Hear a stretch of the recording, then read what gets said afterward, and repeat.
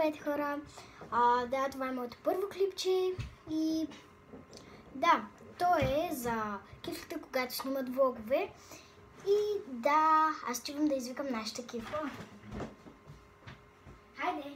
Идвам! Здравейте! Здравейте, мои фенове! Аз съм PG! Тези трите пръста тук ми се отлепи нещо, маникюра. Не знам, аз ще извънна на маникюристката да ми каже какво става. Да, аз съм PG. Това ми е съкратената форма, иначе надълго Пенка Джоцкова. Да, и аз съм решила да ставам такова. Какво му се викаше на това? Бути гуру. Бити гуру. И така ще ви покажа моята грим колекция, която стои ето тук. Вие не може да я видите. Аз ще ви го показвам една по едно. И така да започнем. Първото, което вадим и този крем на Максиса. Така, вижда ли се, не знам. Как да го направя?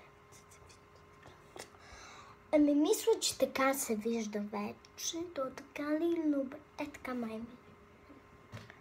Ето го, много хубав. Това слага да ти изглади кожата. Второто нещо, което вадя, сега ще ви кажа. Така, второто нещо. Ето тази очна линия, страхотна е. Сега ще ви отворя да ви видите. Ще ми падне маникюра, трябва да го придържам. Не мога да я отворя. Някой друг клип сигурно. Ще отворя, много съм доволна от нея. Много просто. Така. Следващото нещо ще вада сега. Следващото нещо. Ето тази палитра, страхотно. Вижда ли се? Мисля, че така вече се вижда. Така. Тази палитра такова. Сенка. Е на Роудже.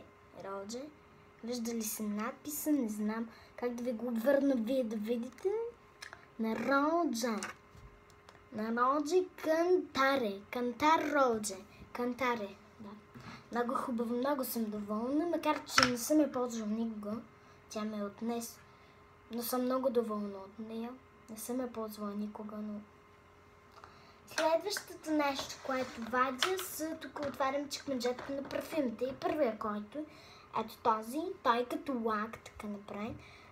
И се казва мечта на българско. Ето мечта. Така.